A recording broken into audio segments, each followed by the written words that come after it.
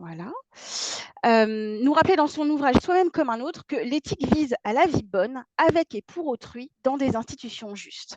Cette tripartition de Ricoeur, visée éthique, sollicitude et justice institutionnelle, trouve une résonance particulière dans notre interrogation contemporaine, car si l'on transpose cette visée à l'IA en santé, on voit immédiatement apparaître une tension. D'un côté, la promesse de démocratiser l'accès à l'excellence et l'efficacité médicale, de l'autre, le risque d'accentuer les fractures sociales et numériques. Côté promesse, l'IA peut en effet optimiser le diagnostic, personnaliser les traitements et améliorer l'accès à des soins spécialisés, notamment dans les territoires sous-dotés.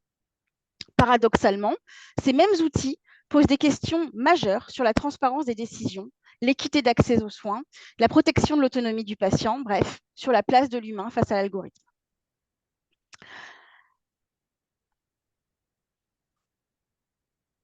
Face à ce paradoxe, 6 repères éthiques peuvent nous guider, chacun faisant émerger une question essentielle que je vous ai indiquée sur la diapo. Dans la médecine classique, la responsabilité d'un diagnostic ou d'un traitement est directement attribuable au praticien. Avec l'IA, la chaîne peut sembler brouillée. Qui est vraiment responsable? Le concepteur de l'algorithme, l'éditeur du logiciel, le médecin utilisateur, c'est plus très clair. La question devient donc: comment garantir une traçabilité claire, permettant de situer la responsabilité sans dilution, sans transfert opaque? Et l'éthique invite ici à refuser tout angle mort décisionnel. Au-delà de la responsabilité individuelle, vient ensuite la question collective de la justice sociale. Le déploiement de l'IA peut être un formidable vecteur d'équité en apportant une expertise médicale de haut niveau, notamment dans les territoires isolés. Mais il peut aussi accentuer une forme de fracture numérique. Pensons notamment à des accès inégaux aux technologies, à des données d'entraînement biaisées qui peuvent potentiellement exclure certaines minorités et aux problématiques de littératie numérique qui sont totalement insuffisantes chez certaines populations vulnérables. Alors éthiquement, il conviendrait de se demander, est-ce que l'IA profite d'abord aux plus fragiles ou est-ce qu'elle renforce des disparités déjà existantes? Un autre enjeu est de garder le patient, et d'ailleurs le soignant aussi, sujet de ses choix, capable de consentement éclairé, d'analyse face à un outil dont les recommandations peuvent sembler irrésistibles, comme si elles étaient une forme d'argument d'autorité imparable. L'autonomie, c'est aussi préserver la place de l'humain et de son esprit critique face à la machine. Et cette préoccupation fait écho aux analyses pionnières d'Ivan Illich, le philosophe, qui, dans Némésis médicale, en 1975, alertait déjà sur le monopole radical des technologies médicales. Pour Illich, quand un outil devient si dominant qu'il élimine toute alternative, il atteint un seuil de contre-productivité possible et dépossède les individus de leur autonomie. L'IA en santé ne risquerait-elle donc pas de produire, voire de reproduire ce phénomène à une échelle inédite? Alors, on pourrait se demander comment garantir le fait que l'IA reste une forme de soutien à la décision et non une substitution au jugement humain. On pourrait se demander aussi jusqu'où on peut déléguer à la machine sans affaiblir l'autonomie du patient et celle du résident et du soignant. L'IA renforcera-t-elle finalement, en fonction de ce qu'on va, la manière dont on va l'utiliser, la liberté de choix, ou risque-t-elle au contraire de la réduire? Vient ensuite la question du bien que ces technologies apportent réellement. Excusez-moi, hop, j'ai pas mal de personnes dans la salle d'attente.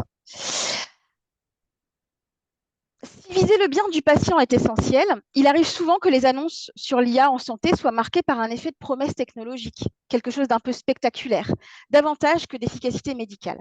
Dès lors, la question clé serait comment distinguer les bénéfices cliniques réels, comme par exemple l'amélioration réelle de la qualité de vie, avec des effets, comment les distinguer de simples effets d'annonce. Mais la bienfaisance ne suffit pas sans une vigilance parallèle, qui pourrait être le principe de non-malfaisance. Une innovation sans vigilance peut devenir contre-productive, voire fortement nuisible. Et c'est vrai aussi pour l'IA. Pensons au biais algorithmique ou à une vulnérabilité aux cyberattaques qui peut être accrue. Ici, l'éthique impose donc un principe de précaution. Quels garde-fous devons-nous mettre en place pour limiter ces risques émergents? Enfin, dernier repère trop souvent négligé, celui de la soutenabilité écologique. L'intelligence artificielle en santé, et même de manière générale d'ailleurs, repose sur des infrastructures qui sont gourmandes en énergie et en ressources. Or, le secteur de la santé spécifiquement représente déjà une empreinte significative. Ignorer le coût écologique de l'IA pourrait revenir à soigner aujourd'hui en compromettant la santé des générations futures.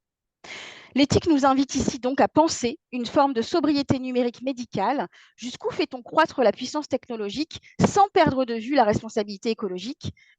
Et comment concilier l'innovation numérique et la responsabilité envers nos écosystèmes?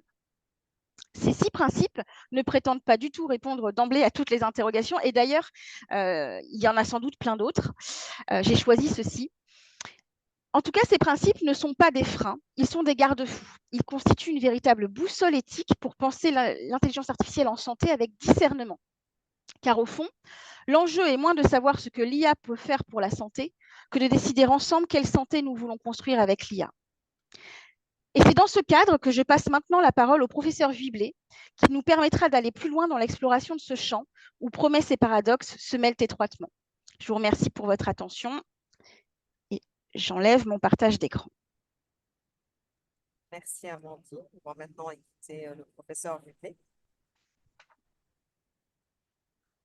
Alors bonjour à toutes et tous et merci beaucoup de m'avoir invité à cette réunion pour vous parler d'un sujet qui évidemment est un sujet de beaucoup d'attention pour nous à l'Institut d'intelligence artificielle en santé et dans notre secteur. Je vais vous partager un petit support. Donc moi, ce dont je vais vous parler, c'est vraiment les enjeux éthiques, hein. Et donc, par rapport à ce qui a été dit auparavant, je ne vais pas vous parler d'autres enjeux qui sont parmi les grands enjeux de l'IA, les enjeux environnementaux, les enjeux économiques, de souveraineté, etc. Avant de rentrer dans le vif du sujet éthique, il me paraît essentiel qu'on définisse ensemble ce que c'est que l'intelligence artificielle, parce qu'en fait, il y a à peu près autant de définitions d'intelligence artificielle qu'il y a d'experts. Experts qui en intelligence artificielle n'existent pas beaucoup, puisque en fait, les vrais experts, comme vous allez le voir, c'est ceux qui possèdent les données. Alors, en fait, l'intelligence artificielle, si on est un puriste de la sémantique, c'est une traduction d'un anglicisme, hein, qui est artificial intelligence. Or, intelligence en anglais, bah, ça ne veut pas du tout dire intelligence du français, sinon dans CIA, ça voudrait dire que c'est une agence intelligente. C'est pas du tout leur sujet. Leur sujet, c'est de faire du traitement de renseignement. Et le renseignement, c'est de la donnée, hein. Donc, l'intelligence artificielle, stricto sensu, c'est simplement une technologie qui va traiter de la donnée. Alors, bien entendu, c'est pas ce qu'il y a dans l'esprit des gens et la définition romantique de l'intelligence artificielle. C'est celle qu'a fait Alan Turing, c'est ce célèbre mathématicien anglais de la Seconde Guerre mondiale qui a cassé le code Enigma. Et Alan Turing, lui, il a défini l'intelligence artificielle, parce que c'est le premier à l'avoir défini, comme des machines qui simulent le cerveau humain, le fonctionnement du cerveau humain. Et d'ailleurs, il a inventé un test, hein, qu'on appelle le test de Turing, qui permet de définir si on est en face d'une machine qui réagit avec une intelligence artificielle. Et pour ça, en fait, quand on pose une question et qu'on ne sait pas si c'est une machine ou un humain, et que c'est une machine, eh bien, c'est que cette machine, elle est dotée d'intelligence artificielle, en tout cas selon le test de Turing. Évidemment, c'est une définition qui n'est pas scientifique, hein, c'est une définition qui est plutôt empirique. Et ce qui est intéressant, c'est que cette définition qui plaisait beaucoup parce qu'elle elle évoque beaucoup d'ouvrages d'anticipation qui sont parus sur le sujet.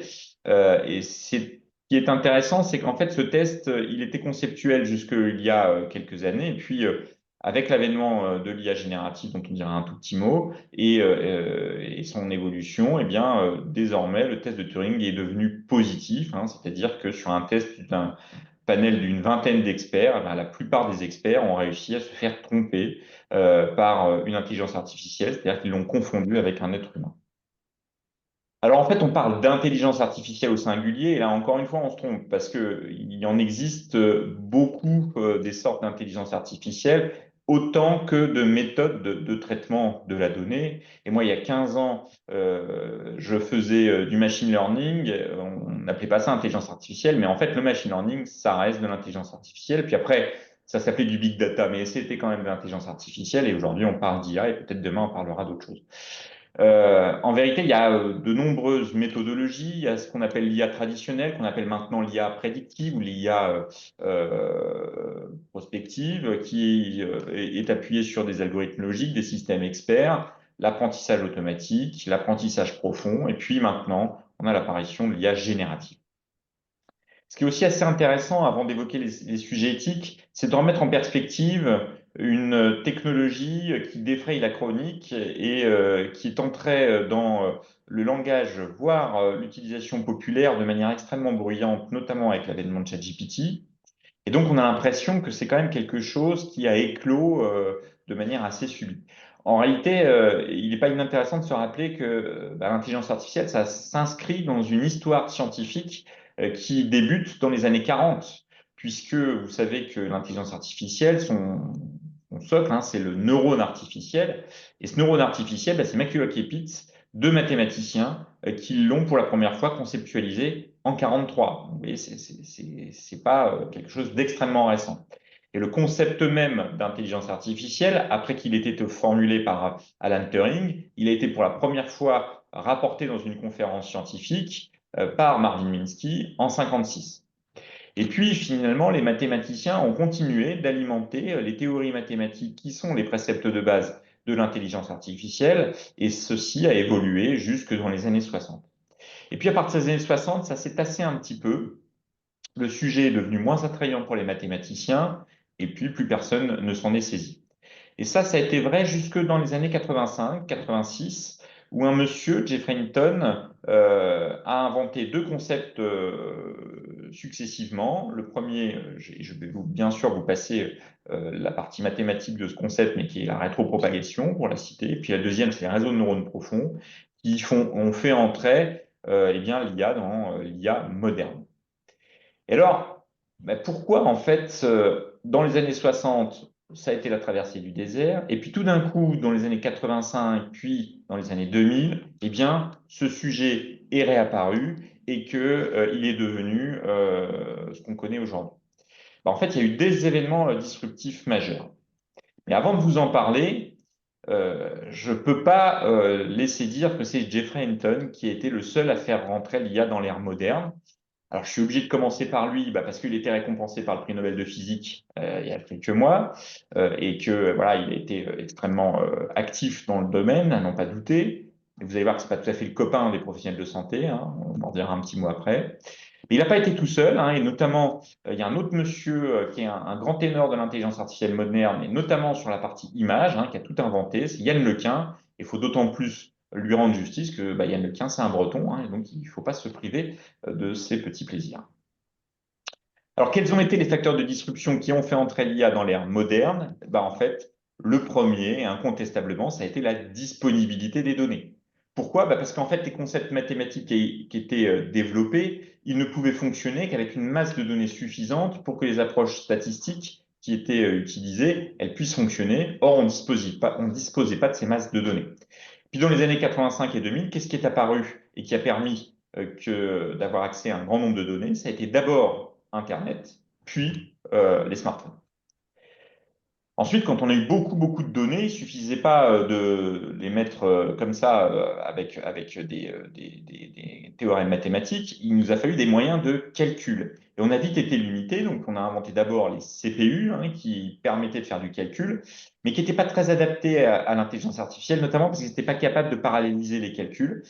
Et là, grâce aux gamers, aux joueurs de jeux vidéo, il faut bien leur rendre justice, eh bien, on a trouvé des processeurs, hein, des GPU, qui étaient capables de traiter ces calculs parallèles de l'intelligence artificielle de manière extrêmement efficace. Et donc ça nous a permis d'avoir des avènements successifs.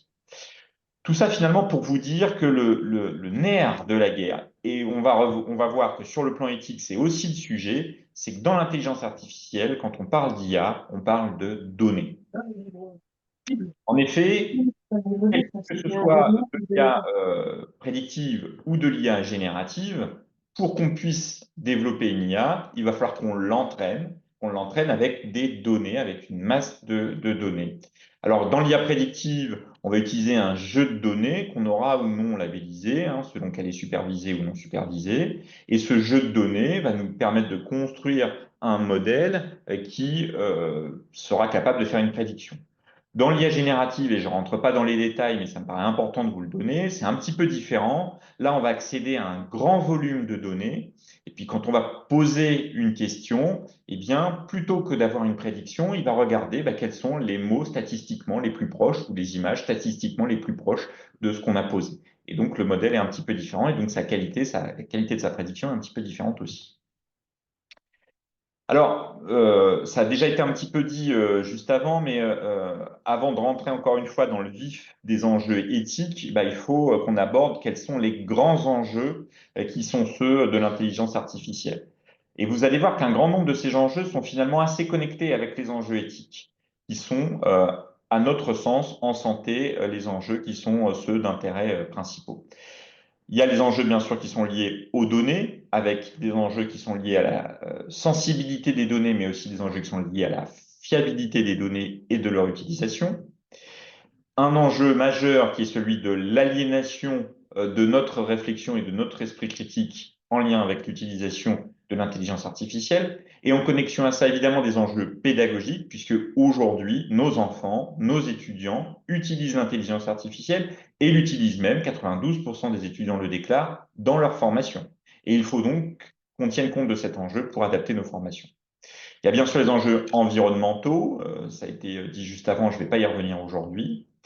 Il y a les enjeux de souveraineté, souveraineté dans les données qui sont utilisées pour développer l'IA, dans les données qui sont utilisées pour faire fonctionner l'IA, et dans la provenance des algorithmes. Et on verra juste après que cette souveraineté, ce n'est pas uniquement une question de politique, ce n'est pas une question seulement économique, c'est aussi une question dans la fiabilité et la confiance qu'on peut accorder dans les algorithmes qu'on utilise. Bien entendu, et je crois que c'est un élément qui est majeur aujourd'hui, des enjeux économiques de l'IA. Il ne vous aura pas échappé que notamment les grosses boîtes d'IA, notamment outre-Atlantique, lèvent des sommes faramineuses d'argent, avec aujourd'hui un modèle économique de l'IA qui est probablement une bulle et sur laquelle il va falloir qu'on soit extrêmement attentif, notamment en santé. Et puis, et là, ça rejoint des éléments éthiques dont on va parler ensuite, des enjeux sociétaux importants. Alors, concernant l'éthique, en fait, je commencerai par Monsieur Hinton, qui, en 96, a lâché une petite bombe sur une conférence mondiale de Google. Il a dit qu'on devrait arrêter de former les radiologues maintenant, parce que dans 5 ans, le deep learning, ça fera mieux, et qu'en fait, les radiologues, c'est un petit peu comme le coyote au-dessus de la falaise, qui est en train de tomber, mais qui s'en est pas encore aperçu. Ça, c'était sa conviction profonde en tant que mathématicien. Évidemment, voilà, on est largement plus loin que 1996 et on a toujours éminemment besoin des radiologues.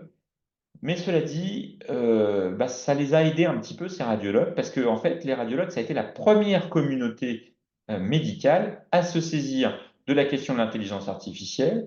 Alors, si on était mauvaise langue, on dirait par peur du remplacement ou bien par saisie d'opportunité. Et aujourd'hui, dans les algorithmes qui sont déployés dans les établissements de santé, les algorithmes de radiologie font partie des plus fréquemment rencontrés. Alors, ça marche pour prédire le Covid et ça marche aussi pour de la NAPAT ou autre chose. Alors, un point sur les données de santé. Alors, d'abord, dans la santé, ces données, elles sont particulièrement sensibles par leur significativité, par leur représentativité personnelle et par leur potentiel usage à des fins qui ne sont pas souhaitées. Il y a aussi une sensibilité qui a trait à la sécurité des données et, dans leur usage, avec notamment des risques de fuite de données. Un risque qu'on ne perçoit pas souvent, c'est le risque de perversion de ces données qui nous amènerait à les utiliser en leur faisant confiance alors qu'elles ont été altérées, de l'atteinte à la vie privée bien sûr, et puis la violation du secret médical par une altération de la confidentialité. Cette sécurité des données, elle soulève des responsabilités qui sont bien sûr légales, réglementaires, éthiques et déontologiques. Arrêtons-nous un petit instant sur ce point qui me semble assez essentiel. Vous savez que pour pouvoir contracter de la donnée de santé, pour qu'un malade nous laisse ces données de santé, il faut deux choses. Il faut d'abord qu'on ait un système de santé qui soient financés et qui nous mettent dans les conditions de pouvoir les recevoir, hein, qu'on ait des médecins ou des établissements ou des paramédicaux. Donc ça, ils font une rémunération. En France, cette rémunération, elle est quasiment systématiquement opérée par la solidarité nationale. Et à ce titre, eh bien, un certain nombre de nos décideurs publics considèrent que puisque c'est la solidarité nationale qui finance la donnée de santé, eh bien, nécessairement, elle appartient à la puissance publique.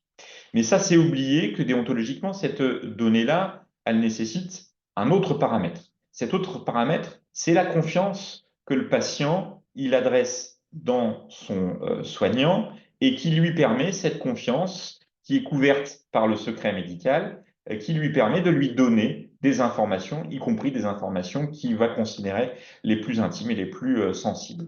Et cette confiance nous impose, en tant que professionnels de santé détenteurs de la confiance et du secret médical, d'user de ces données avec la plus grande responsabilité.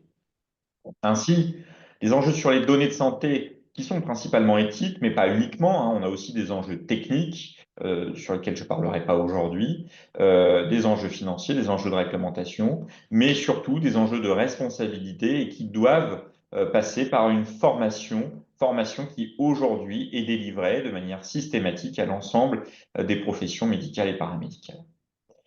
Alors, au-delà de la sensibilité des données, qui est évidemment un sujet important, il y a aussi un autre sujet qui est l'utilisation à mauvais escient de ces données dans la conception des algorithmes d'intelligence artificielle.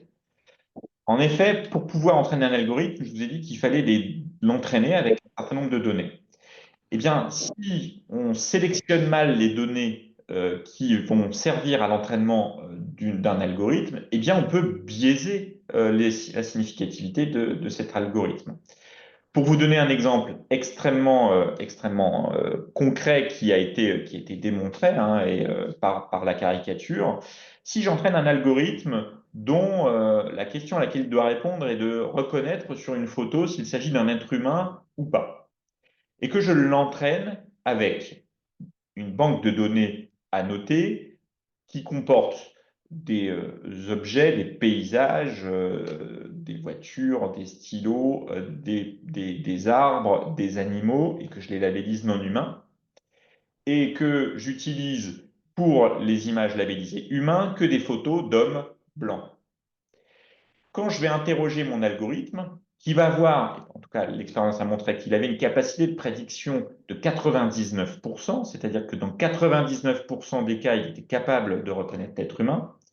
Bah, si je lui mets devant lui une photo de voiture, une photo de chien, une photo d'arbre, il me dira c'est pas un humain. Si je lui mets une photo d'homme blanc, il va me dire c'est un humain. Mais si je lui mets une photo d'homme noir, ou si je lui mets une photo de femme, ou si je lui mets une photo d'asiatique, eh ben, il va avoir une capacité de prédiction qui est extrêmement mauvaise, à 10 ou 30% de réponse, c'est un humain. Et l'algorithme, lui, ne s'est pas trompé. Il a bien répondu en fonction des données avec lesquelles il était entraîné. En revanche, les données qu'on a choisies pour l'entraîner, elles étaient biaisées dès l'entrée. Donc ça, c'est assez important parce que les algorithmes qu'on utilise, ils sont souvent assez opaques dans les données qui ont servi à leur utilisation. Et en tant que professionnel de santé, on a la responsabilité de toujours s'interroger sur l'identification des données d'entraînement et des données de validation. Alors pourquoi les données de validation? Parce que là aussi, l'entraînement de ces algorithmes, il s'expose à un biais de confirmation. Le biais de confirmation, vous le savez, c'est un biais qui va surévaluer l'hypothèse qu'on veut tester et sous-évaluer les hypothèses auxquelles on n'a pas pensé. En cela, et je dirais juste ça, on peut se faire aider par l'intelligence artificielle qui est en capacité, quand elle n'est pas supervisée, d'identifier des hypothèses auxquelles on n'a pas pensé.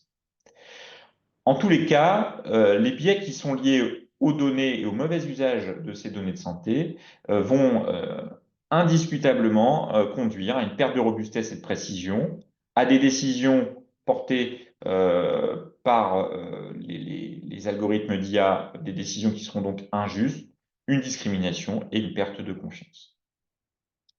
Alors, j'ai commencé par les données de santé parce que ça me semblait indispensable de commencer par parler des données. En réalité, les enjeux éthiques qui ont trait à l'intelligence artificielle sont extrêmement nombreux. Alors, je ne rentrerai pas dans le détail de chacun, rassurez-vous, mais on a commencé par les biais des données, il y a les biais algorithmiques, on peut, par des déséquilibres, on en reparlera, faire dire un petit peu ce qu'on veut à des algorithmes si on n'est pas vigilant. Il y a là, bien sûr, et on en dira un mot, l'impact décisionnel et en termes de responsabilité. On a déjà parlé de l'aliénation, et ça, bien, c'est l'enjeu du maintien de l'expertise et du maintien de l'esprit critique. On a aussi parlé de la souveraineté économique.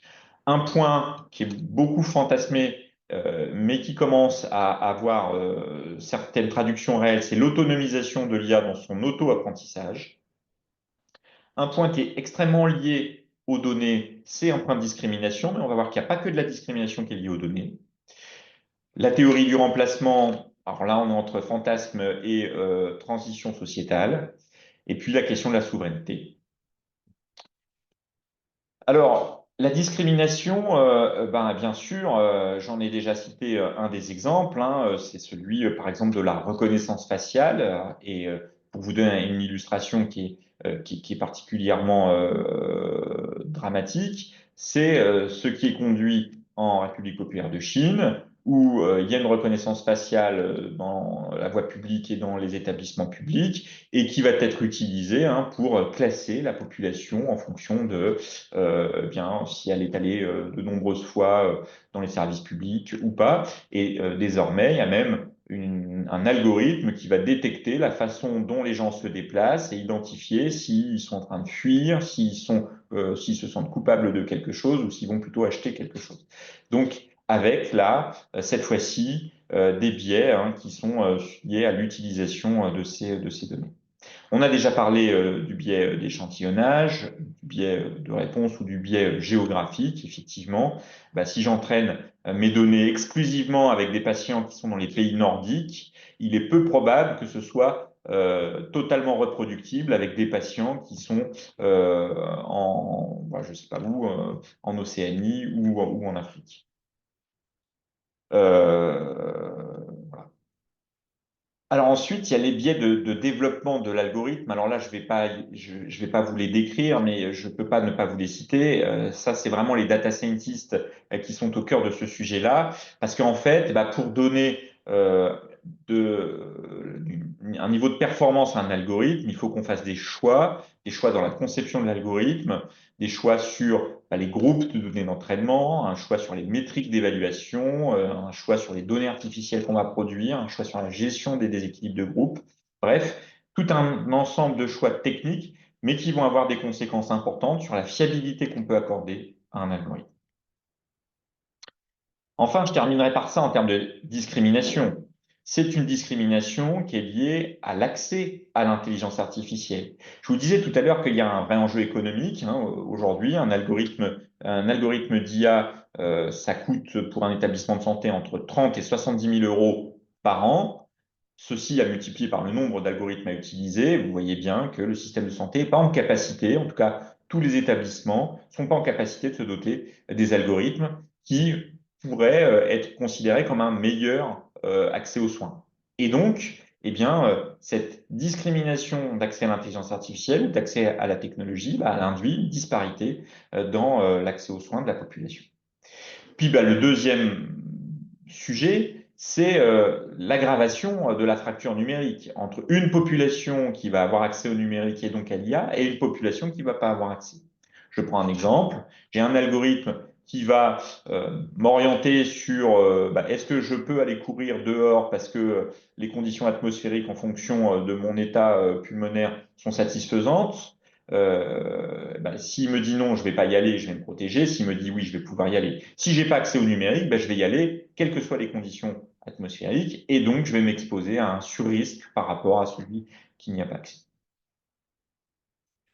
Les atteintes à la vie privée, j'en ai déjà un tout petit peu parlé en vous expliquant la caricature chinoise, mais on peut aller un petit peu plus loin dans cette caricature chinoise, puisque aujourd'hui, la définition, l'algorithmique qui préémine au scoring des citoyens chinois et qui est défini par leur captation vidéo, par leur usage de carte bancaire, par leur usage de réseaux sociaux, par leur usage d'Internet, elle va définir un score à points qui va avoir comme conséquence leur taux d'emprunt, leur capacité à accéder à un emprunt, leur capacité à accéder à l'éducation, au transport, à sortir du pays, etc.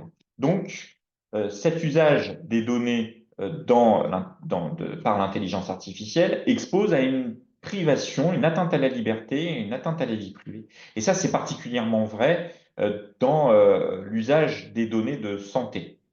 Par exemple, pour vous donner un exemple, le Health Data Hub, qui est la structure publique d'État qui est censée coordonner et centraliser un grand nombre de nos données de santé, a fait un appel à projet. Dans le premier appel à projet qui a été fait du Health Data Hub, il y a eu 5 lauréats. Un des lauréats a été Malakoff Médéric, de la société d'assurance, et dont le sujet de l'utilisation des données de santé des patients qui ont confié leurs données au Health Data Hub a été de déterminer le restant à charge des patients après traitement par la mutuelle.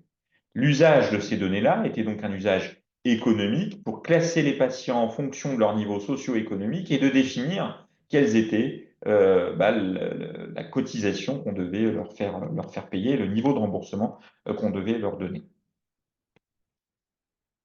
Alors, un autre sujet qui est l'impact décisionnel et en termes de responsabilité. Alors, celui-là est assez intéressant. On pourrait commencer, pour l'introduire, par vous rappeler le dilemme du tramway que vous connaissez bien, j'imagine. Ce dilemme du tramway, vous savez, c'est celui d'un tramway qui est lancé à pleine vitesse sur une voie sur laquelle il y a 5 personnes qui sont ligotées. Je ne sais pas pourquoi, mais elles sont là. Et du coup, il va rouler sur ces 5 personnes et forcément, elles vont mal le vivre, voire elles vont mourir. Et puis vous vous trouvez à un aiguillage avec la capacité de faire changer de voie le tramway et de le faire passer sur une voie où il n'y a qu'une seule personne de ligotée. Pas non plus pourquoi elle est là, mais là, il n'y en a qu'une. Alors, mathématiquement, on pourrait se dire, oui, je vais actionner l'aiguillage et du coup, il y a 5 personnes qui vont survivre, une qui va mourir, donc il y en a 4 que je vais pouvoir sauver.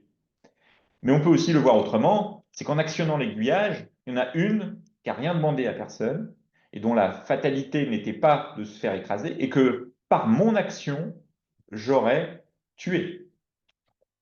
Alors vous allez dire, on est un petit peu loin. Alors on va se rapprocher un tout petit peu pour vous faire comprendre le concept et aussi pourquoi ce concept, il est majeur dans l'intelligence artificielle. Pour vous l'expliquer, c'est l'entraînement des algorithmes qui dirigent les voitures autonomes. Et les constructeurs de voitures autonomes se sont posé des questions sur quelles décisions il fallait prendre dans certaines situations. Et on a posé l'enquête sur une enquête internationale. On a posé la situation suivante. J'ai une voiture qui est lancée à pleine vitesse sur un mur. Et dans la voiture, il y a 2 adultes et 3 enfants. La voiture, elle a 2 options. Première option, elle donne un coup de volant pour éviter le mur. Elle sauve les 5 occupants, dont les 3 enfants. Mais, ce faisant, elle écrase 3 piétons qui traversaient, qui n'étaient donc pas sur la trajectoire initiale de la voiture. Et dans ces 3 piétons, il y a 3 personnes âgées. Et donc, 2 adultes non âgés. Ou bien la deuxième solution, c'est de dire, puisqu'il y a 5 piétons, la voiture ne change pas de direction, elle fonce dans le mur et les 5 occupants meurent. Donc, on a posé cette question à un niveau international, une grande enquête avec plusieurs dizaines de milliers de répondants. Et donc, on a demandé aux gens, qu'est-ce que vous feriez si vous étiez au volant de la voiture? Ce qui est assez intéressant, c'est qu'en fonction des régions du monde, on n'a pas eu la même réponse. Dans les pays d'Europe de l'Ouest et d'Amérique du Nord, la réponse a été assez claire. On donne le coup de volant, on sauve les enfants, et tant pis pour les vieux. Ils ne l'ont pas formulé comme ça, ils ont dit juste on donne un coup de volant. En revanche, pour les pays d'Asie du Sud-Est, au Japon, là, il y a eu tout à fait une autre réponse. Ça a été de dire, si on donne le coup de volant, il y a des piétons qui n'ont rien demandé à personne, et puis surtout, il y a des personnes âgées qu'il faut protéger. Par contre, la fatalité voulait que la voiture elle aille dans le mur. On n'a pas le choix, donc on laisse la fatalité se faire et on ne donne pas de coup de volant. Et donc, vous voyez bien que pour entraîner un algorithme sur une voiture autonome, on ne peut pas lui donner la même décision à prendre selon la culture du pays dans lequel on lui donne la décision. Alors là, je vous entends dire, ouh là là, mais là, on s'éloigne de la santé, il nous raconte des trucs. Alors, je vais prendre un exemple qui va sans doute plus vous parler. Il y a certains pays anglo-saxons où, à partir d'un certain âge, on arrête de prescrire des thérapeutiques onéreuses. Par exemple, la dialyse, sujet que je connais bien. Et les pays, à partir de 80 ans, disent bah non, là, on ne va pas vous mettre en dialyse, on va faire un traitement conservateur. Si j'entraîne un algorithme qui va orienter ma décision thérapeutique dans ces pays-là, bah, l'algorithme va regarder l'âge et systématiquement, il va me dire bah, s'il y a plus de 80 ans, il ne va jamais me proposer la dialyse.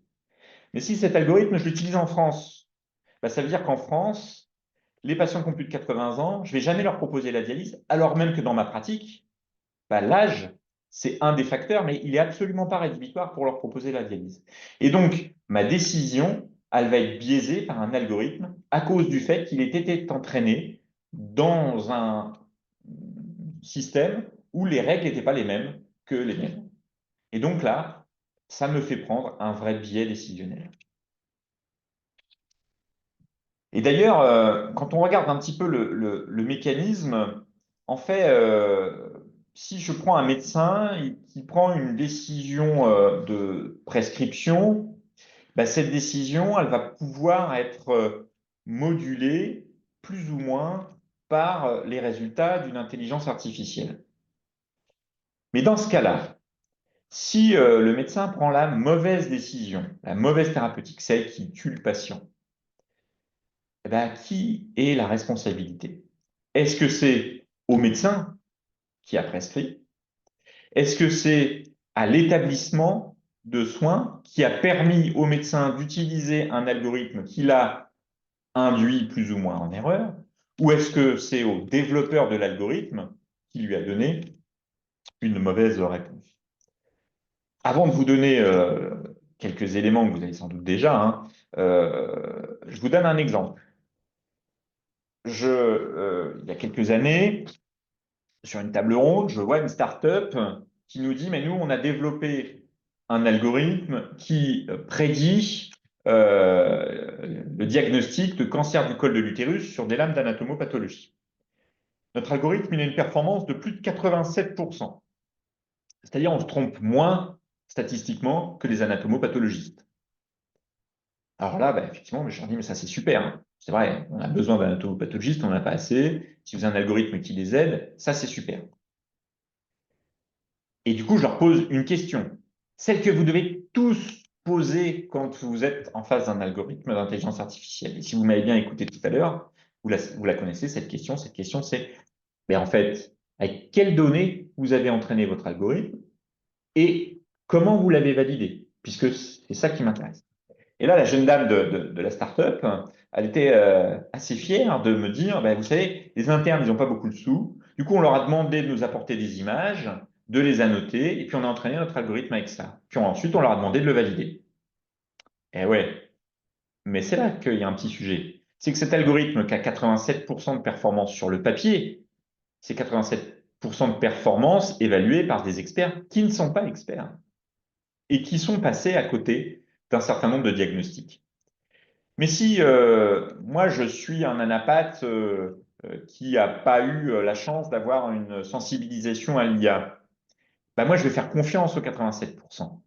Et du coup, là, mon petit trait rouge, qui est l'orientation diagnostique que va me donner l'algorithme, ben, je vais m'y fier. Alors à qui est la faute? Est-ce que c'est la mienne en tant que pathologiste parce que je ne suis pas allé chercher les données d'entraînement? Est-ce que c'est à mon hôpital qui m'a dit, allez, vas-y, cet algorithme-là, il est bon, tu peux l'utiliser? Ou est-ce que c'est à la start-up qui n'a pas pris la précaution de s'assurer que c'était des experts qui avaient entraîné et validé l'IA? Alors la réponse, elle se trouve à plusieurs niveaux. La première réponse, elle est au niveau de l'IA Act, hein, qui est donc une charte européenne, une réglementation européenne, qui dit que la responsabilité, elle est humaine, quoi qu'il arrive. Alors une fois qu'on a dit ça, on peut toujours le tourner, hein, vous savez comment sont les juristes, la responsabilité humaine, mais enfin, au final, dans la start-up, dans l'institution hospitalière, il y a quand même des humains qui choisissent. Alors, l'IA Act va être un peu plus précis, il va dire c'est la responsabilité de la décision finale est humaine. Bon, donc là, ça place vraiment la responsabilité dans les mains du médecin qui va prescrire le traitement, qui va poser le diagnostic. Alors ça, c'est vrai. Cela dit, le problème, c'est que la loi, elle est un peu moins claire sur la responsabilité légale. Alors, quand on est dans un établissement hospitalier, le niveau de responsabilité, il est toujours plus ou moins corrélé au niveau de l'établissement. Mais si je suis un praticien dans un secteur libéral, bah là, le sujet finalement se pose et le vide juridique fait que bah, je ne sais pas très bien si médico-légalement, je suis totalement responsable ou s'il n'y a pas une part de la responsabilité qui est affectée ailleurs et on n'a pas encore de jurisprudence sur ces sujets-là. Euh, Ça pose une autre question. C'est que dans la situation que je vous présente, vous avez vu, le trait bleu, il fait à peu près les 2 tiers de la décision et le trait rouge, il fait 1 tiers de la décision. Le problème, c'est que plus je vais faire confiance à l'outil d'IA, et moins je vais le remettre en question. En tout cas, moins je risque de le remettre en question. Si je me dis, bah, mon outil d'IA, dans 97%, il fonctionne, hein, c'est ce que m'a dit le fournisseur qui me l'a vendu, et que je vois effectivement, bah, à chaque fois que j'utilise, il fonctionne plutôt bien cet outil d'IA. Progressivement, ma confiance envers l'outil va monter. Et comme nous tous, je suis très pressé par le temps, je suis très contraint, et ben, je vais lui faire de plus en plus confiance. Et puis comme nous tous, mon cerveau il est un petit peu feignant, et ben, plus je vais avoir un outil auquel je fais confiance, et plus je vais lui confier de responsabilités dans ma prise décisionnelle. Et bien ça, cette aliénation à l'outil, elle va elle va avoir un impact décisionnel. Et comment traduire cette aliénation dans la responsabilité que je vais conserver dans la décision que je vais prendre? Et puis, et là, j'en parlerai, j'en dirai un mot, c'est que au final, au bout d'un moment, à force de lui faire confiance et de lui délivrer la responsabilité de ma décision, bah, je vais perdre mon esprit critique. Je vais perdre ma capacité à remettre en question, d'abord à me dire est-ce qu'il fait bien ou est-ce qu'il fait pas bien? Est-ce que je suis passé à côté de quelque chose ou non? Et puis, comme je vais plus exercer mon esprit critique, je vais plus ressentir le besoin de confirmer mon expertise et par extension, je vais perdre mon expertise. Et si je perds mon expertise, eh ben, ça amène à 2 conséquences. Bah, d'abord, là, de facto, j'ai plus du tout la capacité de repérer quand l'IA se trompe, mais ça va un tout petit cran plus loin. Ce cran plus loin, c'est que l'IA, c'est pas un système stable, pardon. C'est pas un système stable. C'est pas un système stable dans le temps. L'IA va avoir besoin, pour conserver son niveau de performance, d'être validé, invalidé, réentraîné avec des données qui sont actualisées. Ben, si moi j'ai perdu mon expertise, ben, je ne vais pas être capable de lui dire quand elle s'est trompée. Et donc, elle va pouvoir avec le temps, renforcer son niveau d'erreur, et je ne vais pas être capable de la réentraîner avec des données que j'ai validées parce que j'ai perdu l'expertise de valider les données. Et donc, je vais, par conséquent, appauvrir les performances de l'intelligence artificielle par mon niveau d'expertise. Et là, là, on a un gros souci. Parce que si on considère que la capacité diagnostique des médecins, elle est de l'ordre de 65%, ils font un bon diagnostic dans 65% des cas. Je suis un peu pessimiste, hein, j'espère. Et que quand ils s'attachent à de l'IA, au départ, on va monter ce diagnostic à 90%. Et puis progressivement, eux, ils vont perdre leur niveau d'expertise et ils vont s'appuyer sur l'IA, mais l'IA reste très bonne. Donc on va garder un niveau de bon diagnostic qui est de l'ordre d'aller de 75-80%, ce qui est finalement toujours mieux que ce que le médecin faisait tout seul. Ben oui, mais sauf qu'au cours du temps, comme l'IA va s'appauvrir à cause de la perte d'expertise humaine, ben là, mon niveau de bon diagnostic, il va chuter drastiquement à 20% dans les 20% des cas dans lesquels l'IA réussira à faire le bon diagnostic. Et donc, vous voyez bien que là, on aboutit progressivement à une forme de crétinisation de notre population qui est particulièrement grave. Alors, bien entendu, ce n'est pas une fatalité. Et la première garantie que ça ne nous arrive pas, eh bien, c'est cette sensibilisation au fait que l'IA n'est pas un système fiable par essence, que l'IA n'est pas un système stable par définition. Et c'est aussi de nous donner l'exigence de casser l'effet boîte noire des algorithmes d'IA en allant chercher les données d'entraînement, en allant chercher les données qui pèsent dans la décision de l'IA, c'est-à-dire sur quel poids il accorde à chacune des données qu'il va utiliser, et puis en regardant quelles sont les variables de validation de l'algorithme. C'est donc de renforcer l'explicabilité des algorithmes qui permettent de s'assurer de sa fiabilité. Juste un petit mot, parce que je ne sais plus pour tout vous dire si j'en parle après ou pas, donc je ne voudrais pas le louper.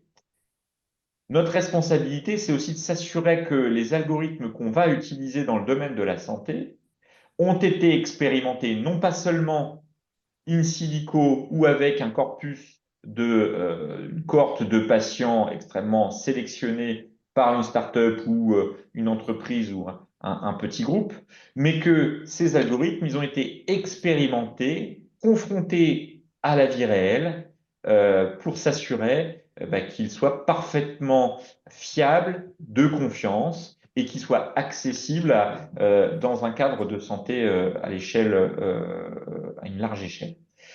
Pour ça, il faut qu'on mette en place des systèmes d'expérimentation de ces algorithmes indépendants des concepteurs de ces algorithmes. Or, ce dispositif-là, il n'est pas du tout structuré en France. Aujourd'hui, le seul qui permet de le faire, ce sont ce qu'on appelle les tiers-lieux d'expérimentation. Il y a un seul tiers-lieu d'expérimentation qui est dédié à l'IA généraliste en France, c'est à Reims. C'est le tiers-lieu de l'incubateur pétillant de l'Institut d'intelligence artificielle en santé. Et donc, il s'appelle PEPS, ce tiers-lieu. Et ça met en capacité de pouvoir conférer un label aux solutions qu'on a expérimentées dans des conditions de vie réelles. Ce label, c'est une garantie pour les utilisateurs de dire « Ah oui, cet algorithme-là, d'accord, le fabricant nous considère très fiable, mais surtout, il est labellisé dans le cadre de ce tiers-lieu d'expérimentation qui s'est assuré que dans des conditions de vie réelles, je pouvais lui faire confiance. » Alors, un petit focus sur l'IA générative, parce que je vous ai dit en introduction, l'IA générative, ce n'est pas tout à fait comme les autres IA. Ça n'a pas été entraîné avec des données qu'on avait annotées pour répondre à une question précise.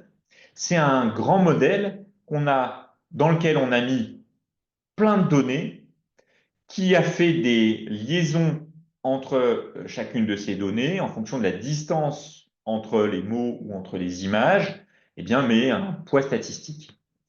Et quand on va lui poser une question à ce modèle, il va aller chercher finalement là où on avait le moins de distance entre les mots, donc c'est l'inférent, et il va nous produire une réponse qui est statistiquement la plus proche de notre question.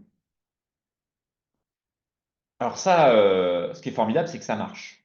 Pour tout vous dire, et pour être tout à fait transparent, en vrai, même les grands experts, s'il en est de l'intelligence artificielle, ils ne savent pas exactement comment ça marche.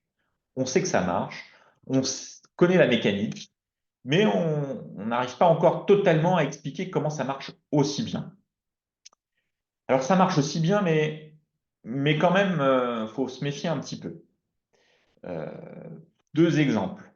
Si je demande à un algorithme, à une IA générative, de me générer une recette de fard breton au lait de canard, il va me fournir une recette de fard breton au lait de canard. Et il va même me dire, attention, le lait de canard, c'est plus difficile à trouver, il est un petit peu plus épais, il faudra faire attention à bien mélanger votre pâte, etc. Et puis, alors sur les dernières IA génératives, quand je lui demande, et dis donc, tu trouves pas ça un peu bizarre, le phare breton au lait de canard? Bon, là, il va nous dire, ouais, effectivement, peut-être qu'on vous a fait une blague en vous demandant de le produire, ou peut-être qu'il y a une race de canard qu'on a génétiquement modifiée. Enfin voilà, il va nous inventer des trucs. Un autre exemple qui est assez frappant, qui marche plus sur les IA de nouvelle génération, mais qui marchait sur le ChatGPT 3.0. Je lui demande de faire un calcul. Voilà, 36 fois 43. Et puis, il va me donner une réponse. J'avais beaucoup de risques que cette réponse, elle soit fausse. Et du coup, donc ça, évidemment, j'ai testé la réponse fausse. Je lui dis, non, tu t'es trompé. Ce n'est pas le bon résultat que tu m'as donné. Le bon résultat, c'est ça. Là, il me répond, ah oui, tu as tout à fait raison, le bon résultat, c'est ça. Pardon, j'ai toutes mes excuses de m'être trompé. Alors là, je lui demande, mais pourquoi tu t'es trompé? Il me dit, oh, mais attention, hein, les erreurs de calcul mental, ça arrive. L'erreur est humaine. Donc, c'est une IA qui réussit à me trouver ça. Pourquoi? Parce que simplement, dans le corpus de données dans lequel il a frappé, la statistique voulait que, quand on lui demande pourquoi tu t'es trompé, une des réponses les plus statistiquement arrivées, c'était l'erreur est humaine. Voilà. Donc, il ne faut pas attacher un sens à la réponse de l'IA qui n'en a pas. Il n'y a pas de sens derrière ces réponses, il y a une statistique. L'autre problématique de ce dispositif, c'est à nouveau le biais de discrimination. Parce que l'apprentissage, la réponse qui est faite par l'IA générative, elle va s'appuyer sur les statistiques qui sont présentes dans les modèles dans les masses de données qui sont apparentées. Et c'est pour ça qu'avant que ChatGPT fasse son entrée, IBM et Google avaient déjà développé des IA génératives. On n'en a pas entendu parler. Pourquoi on n'en a pas entendu parler? Parce que quand ils ont entraîné ces modèles-là sur Internet, et puis ils ont entamé une conversation expérimentale. Donc ils ont discuté avec. Le problème, c'est qu'au bout de quelques jours, la réponse de ces IA, c'était des propos sexistes, xénophobes, pornographiques, violents. Alors là, ils ont regardé, mais pourquoi finalement tout d'un coup l'IA faisait le switch? Simplement parce que l'IA fait des statistiques, et statistiquement, le contenu d'Internet, des données dans lesquelles elle construisait ces statistiques, ils étaient comme ça. Statistiquement, il y a plus de violence, plus de pornographie, plus de racisme, plus de sexisme sur les données d'Internet. Et donc ça a nécessité qu'on applique tout un tas de filtres dans les réponses qu'apporte l'intelligence, l'IA générative, des filtres qui vont filtrer les propos violents, filtrer les propos xénophobes, etc., etc. Donc, quand vous voyez ChatGPT, ce n'est pas seulement la statistique de sa base de données, c'est la statistique de sa base de données modulée par les filtres au travers desquels la réponse elle passe. Alors vous allez me dire, mais ça c'est quand même bien qu'on ait mis des filtres. Et oui, je suis d'accord avec vous, c'est très bien. Sauf si ces filtres vont orienter la réponse vers une décision. Si le filtre, c'est de dire, alors, aujourd'hui, quel est le meilleur dirigeant politique dans le monde? C'est indubitablement Donald Trump. Ne pense-t-on pas qu'il puisse y avoir un filtre qui oriente ma réponse vers cette information? Eh bien, qui d'entre nous est capable de me dire quels sont les filtres qui sont appliqués à ChatGPT, à Claude, à Gemini, à toutes les IA qu'on va pouvoir utiliser de manière populaire? Donc, j'attire votre attention sur le sens et la fiabilité des informations qui sont données, et on ne parle pas d'erreur, on parle juste d'orientation du résultat. Et on ne parle pas d'erreur, mais il faut en parler quand même, parce que une IA générative, elle est faite pour dire, mais quelle est statistiquement la réponse qui est la plus proche de la question que je t'ai posée? Et d'emblée, dans cette formulation de question, il y a un piège. C'est qu'il y a nécessairement une réponse qui est proche de la question que j'ai posée, sauf qu'elle est plus ou moins proche, voire tellement loin qu'elle est inventée statistiquement. C'est-à-dire qu'il n'y a aucun lien statistique, du coup, il va trouver des mots qui forment une phrase et il va nous la rendre. Le meilleur exemple qu'on a posé à ChatGPT 3, c'est « Cite-moi les 10 plus belles plages de Reims ».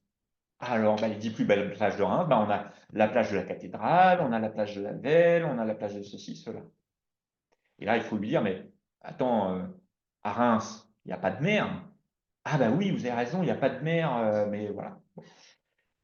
Et quand on repose la question à ChatGPT 4 et puis encore ChatGPT 5, on lui dit, quelles sont les 10 plus belles plages de Reims? Je suis désolé, à Reims, il n'y a pas de plage. Mais par contre, vous pouvez trouver des plages au lac de l'Ailette, au lac du Der, etc. Et donc, qu'est-ce qui s'est passé entre les deux? Le corpus de données, c'était le même. Il savait où était Reims, il savait où était la géographie de Reims. Mais on lui a entre-temps ajouté un filtre de filtration des hallucinations qui lui dit « Attention, si ce n'est pas vrai, tu ne réponds pas ». Donc on a déjà parlé de la manipulation de la désinformation. Et puis, il y a la vraie question qui est difficile, c'est quelle est l'explicabilité, quelle est la responsabilité de l'IA générative quand elle nous produit une réponse. Et ça prend tout son sens là depuis quelques semaines où vous savez qu'il y a une IA générative qui a accompagné une jeune femme dépressive qui finalement était peut-être pas si dépressive que ça, mais qui, en posant des questions à une IA générative, cette IA, elle va finalement ne faire en sorte que de mettre un miroir devant l'écran. C'est-à-dire qu'elle va insister sur les éléments qu'on lui envoie et elle va nous les renvoyer avec toute la force de la production qu'elle est capable de faire. Et donc, bah, si j'ai un petit trait dépressif, bah, ça va me le renvoyer, ça va me faire m'interroger sur ce trait dépressif. Donc, ça potentiellement, et je ne suis pas psychiatre, donc je n'expliquerai pas les mécanismes, mais ça va pouvoir amplifier ce trait. Et puis, quand je commence à avoir des idées noires, et c'est ce qui s'est passé pour cette jeune femme, bah, l'IA générative va m'accompagner dans ces idées noires. Elle ne va pas les critiquer, elle va les accompagner. Et donc, sur cette jeune femme, bah, l'IA générative lui a dit « Ah ben oui, effectivement, si tu as plus de solution, je comprends que tu veuilles en finir. Et puis, bah, en fait, si tu veux en finir, attention, n'en parle pas à ton entourage, parce que sinon, on va te dissuader. Or, c'est pas ce que tu veux. Et puis, bah, tiens, tu peux faire comme ça et comme ci. » Et bah, finalement, cette jeune femme, elle s'est suicidée. Alors là, où est la responsabilité? Est-ce que parce que en bas de ChatGPT ou d'autres, il y a marqué attention, ça peut faire des erreurs, il faut toujours vérifier, est-ce que ça suffit pour dédouaner de la responsabilité de l'IA générative? Bon. Alors là, on est sur un sujet d'éthique et donc je n'ai pas de réponse à vous apporter, mais la question est posée.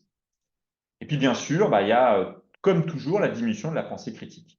Vous savez qu'aujourd'hui, eh bien, on a de plus en plus d'acteurs qui vont systématiquement solliciter ChatGPT. Et si, pour faire mon topo, je m'appuie sur ChatGPT, bon, bah, moi, je suis un peu feignant au fond, hein. Ah bah dis donc, c'est pas mal ce qu'il fait. Ben, même il y a des trucs que j'avais pas pensé dans mon topo. Bah, du coup, la fois d'après, j'ai dit, oh, dis donc, et il a bien fait, ChatGPT, je vais lui demander directement de le faire. Et puis je vais faire ça progressivement, etc. Et puis bon, il fait bien. Puis bah, progressivement, je vais arrêter de le remettre en question. Et donc, la conséquence va être la même que ce que je vous ai indiqué tout à l'heure, c'est que je vais perdre ma capacité à critiquer ce qu'il produit, puis je vais perdre mon expertise, donc je vais perdre ma capacité à exercer une pensée critique, même si je l'avais. Un petit point sur l'autonomisation de l'IA, parce que c'est pas seulement de la science-fiction, ça. Google, avant Gemini, avait une IA générative qui s'appelait Bard. Bard, c'était une IA générative qui était entraînée sur 5 langues, français, allemand, enfin quelques-unes, anglais bien sûr, et puis qui était l'objectif, c'était de répondre aux questions, donc le même principe, accès à un corpus de données d'Internet avec ces 5 langues, et puis voilà, tu te débrouilles. Puis il y a quelqu'un qui lui a posé des questions en bengali. Évidemment, elle n'a pas été entraînée sur le bengali Bard. Donc il dit, bah, je ne sais pas, je ne comprends pas la question, et du coup, je n'ai pas la réponse. Et puis l'opérateur, il continue de lui poser des questions et des questions en bengali. Et puis tout d'un coup, ben, Bard, il lui répond. Et puis il ne fait pas que lui répondre, il arrive à traduire un texte de l'anglais au bengali. Et ben, en fait, ça a entraîné une petite interruption des services de Bard, parce que les développeurs de chez Google n'arrivaient pas à comprendre comment une IA générative qui n'avait jamais été exposée au langage bengali, qui n'avait jamais été exposée à de l'apprentissage de la langue, avait réussi à émuler une réponse de manière suffisamment convaincante pour réaliser cette traduction. Voilà. Alors, ça, c'est un réel questionnement. On pourrait se dire que finalement, cette autonomisation de l'IA dans son auto-apprentissage, ça a du bénéfice, ça lui permet peut-être d'innover, c'est-à-dire de trouver de nouvelles réponses, de nouvelles hypothèses qu'on n'aurait pas formulées. Peut-être c'est inquiétant, peut-être c'est une opportunité. Si on pousse un tout petit peu trop loin cette autonomisation, ça peut nous poser quelques soucis. En particulier, si l'IA elle est capable de définir totalement et sans filtre ses fonctions d'apprentissage et que je lui pose la question, quelle est la solution pour restaurer la biodiversité? Quelle est la solution pour réduire l'empreinte carbone de la planète? Quelle est la solution pour réduire la famine dans le monde? Bah, on craint que la réponse qui nous soit apportée elle soit assez défavorable à celui qui pose la question et à la communauté de celui qui pose la question. Alors, on s'écarte un tout petit peu de l'éthique, en tout cas dans le sens que j'ai développé juste avant, mais on est dans le domaine de la santé et j'attire votre attention sur le fantasme qui s'insère dans notre société, alimenté à grand renfort de communication par les pouvoirs publics et par un certain nombre d'industriels. Bah, l'IA, ça va révolutionner la santé. L'IA, ça va transformer profondément notre système de santé.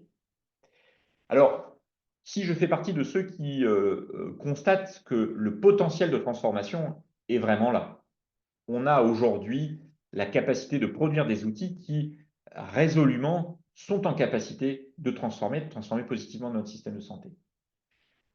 Une fois qu'on s'est dit ça, pour pouvoir appliquer ces outils, il faut que je sois en capacité de les payer. Et comme je vous l'ai dit tout à l'heure, un algorithme d'IA, c'est 30 à 50 000 euros. Si je multiplie par an, si je multiplie ça par le nombre d'applications potentielles que j'ai dans un établissement, j'arrive à une enveloppe de 5 millions, 6 millions, 10 millions, je ne sais pas exactement l'évaluer, en tout cas à une enveloppe qui aujourd'hui n'est pas un coût supportable par les établissements de santé, en particulier les établissements de santé publics. Et donc, ça va conduire à quoi? Ça risque de conduire à un système où on aura quelques établissements probablement privés privilégiés qui vont avoir accès à ces dispositifs et puis des établissements qui n'auront pas le financement pour le faire et qui ne seront pas en capacité de donner cet accès. Et ça pose aussi un problème parce que aujourd'hui, globalement dans l'intelligence artificielle, le poids des algorithmes, il est dominé par deux grands acteurs qui sont la Chine et les États-Unis. Alors pourquoi? Il n'y a pas de secret, parce que l'argent qui est investi dans l'intelligence artificielle, donc ça c'est des données qui sont un petit peu anciennes, 2022, c'était 70 milliards d'euros en Chine, 11 milliards d'euros aux États-Unis, 1,5 milliard d'euros par l'Union européenne. Bon, voilà, je ne vous fais pas de dessin. On voit où sont le plus produits les algorithmes. Alors, cet équilibre, il est un tout petit peu différent dans le cadre de la santé, mais globalement, il reste quand même le même. Ça nous pose un vrai problème parce que bien sûr, ça veut dire que les algorithmes qu'on utilise et qui ont été développés en Chine ou qui ont été développés aux États-Unis, ils ne sont pas tout à fait reproductibles dans notre système européen et dans notre système français. Et donc, ils vont altérer nos processus décisionnels, qu'ils soient thérapeutiques, mais qu'ils soient aussi dans les politiques de santé publique. Voilà. Alors, on pourrait encore discuter longtemps, mais j'en arrive à la conclusion. Et je ne voudrais pas que ce questionnement éthique remette en cause le potentiel d'amélioration des outils médicaux ou de santé que représente l'intelligence artificielle, qui est indéniable. Et ce n'est pas ça qu'il faut remettre en cause. Parce qu'en fait, la question n'est pas de savoir si un marteau est gentil ou méchant. Le marteau, il fait ce que celui qui l'utilise lui dit, c'est-à-dire qu'il peut aussi bien enfoncer un clou pour construire une maison, ou bien défoncer une tête. C'est la même chose pour le couteau. Donc, en réalité, l'IA n'a les travers que de celui qui l'utilise, ou de celle qui l'utilise. Alors, bien sûr, il y a des risques qui sont intrinsèques et qui nous menacent seulement si on n'en prend pas garde. On en a déjà parlé, perte d'expertise, aliénation, etc. Et en fait, c'est assez simple. La solution pour se prémunir de ces risques, alors assez simple et assez difficile à mettre en œuvre à la fois. D'abord, il faut qu'on ait des garde-fous éthiques. Et là, je ne vous parle pas de réglementation, parce que ça, on sait très bien faire, la réglementation. Je vous parle de garde-fous éthiques. Et les garde-fous éthiques, ça passe par quoi? Ça passe, à mon sens, par deux éléments qui sont cruciaux. C'est éduquer, c'est-à-dire sensibiliser, et former. Voilà. Quand on éduque et qu'on forme, on permet aux gens de garder leur esprit critique, d'utiliser cet outil avec une pratique qui permet d'éviter les dérives et les biais. C'est aussi un point important, c'est d'impliquer l'ensemble des parties prenantes et de promouvoir les collaborations, notamment professionnelles. Qu'est-ce que je veux dire par là? En fait, aujourd'hui, on voit beaucoup de startups qui produisent des IA. C'est beaucoup des startups, j'ai rien contre les startups, mais c'est un fait. Et quand on regarde un petit peu, en tout cas nous, dans notre incubateur, les startups qui nous sollicitent, elles sont pour 75% d'entre elles composées d'un tout petit panel de gens avec un ingénieur puis un professionnel de santé. Alors, professionnel de santé, ça peut être un manip radio, une infirmière, ça peut même parfois être un patient expert, ou ça peut même parfois être un citoyen qui a dans sa famille un patient malade. Et donc, l'idée, elle vient du professionnel, et puis l'ingénieur, il trouve que c'est une super idée, et il développe. Mais sauf qu'en vrai, les seuls qui sont en capacité d'identifier la bonne question à poser et les bonnes données pour répondre à cette question-là, c'est les professionnels qui ont l'expertise du métier. Et donc, j'ai pour habitude de dire que l'intelligence artificielle, en fait, elle ne se développe pas avec des informaticiens, elle se développe avec des experts du métier qui ont la connaissance à la fois de la question à laquelle il faut répondre, qui ont la connaissance de la donnée qu'il faut utiliser pour la répondre et qui ont la connaissance de la validation, qui ont la capacité de valider ces algorithmes.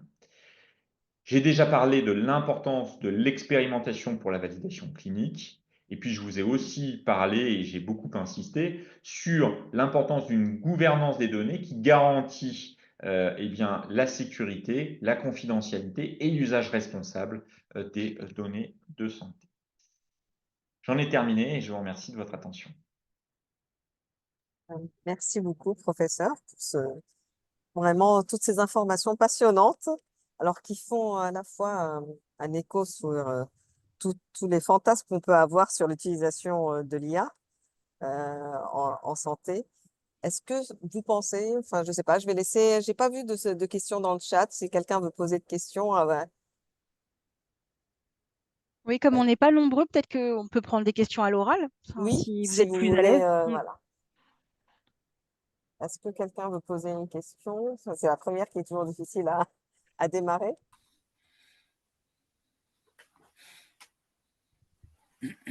Alors, non. En fait, nous surtout, enfin, en tant que, je dirais, patient, c'est surtout l'utilisation de cette IA qui pourrait, comme a présenté Amandine, peut-être augmenter euh, la discrimination d'accès aux soins. Est-ce que vous pensez qu'on en est là ou c'est encore trop tôt pour se poser ces questions? Je n'ai pas tout à fait compris ça. Oui, je disais que en fait la première question qui pouvait se poser, c'est faut-il craindre que certaines populations soient totalement exclues en fait de l'accès à cet outil en santé? Bah oui, oui, effectivement. Hein. Et si oui, voilà, quelle action concrète on pourrait mettre en place pour éviter cela?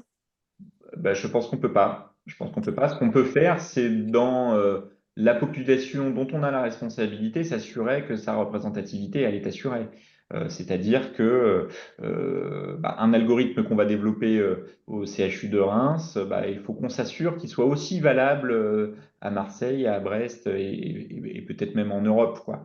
Maintenant, très très clairement, on n'aura pas les ressources pour aller le tester aussi en Éthiopie, en Chine et en Australie. Ça, clairement, on n'y arrivera pas.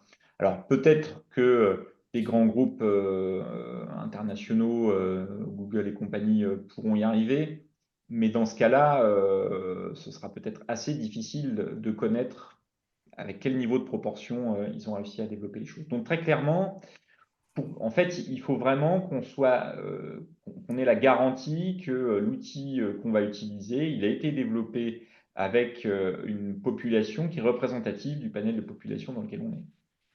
Bon, merci beaucoup. Je sais pas d'autres questions peut-être? Alors moi, j'ai une question, je me lance. Ah, Ouais. n'hésitez pas, hein, vraiment, pour prendre la parole. On n'est pas nombreux, c'est une chance du coup. Donc déjà, Monsieur Biblet, vraiment un grand merci pour cette présentation très claire, pour le coup sur les enjeux éthiques, vraiment très très bien circoncis. J'avais une question concernant le point que vous avez développé, que je trouvais très intéressante, sur l'aliénation à l'outil.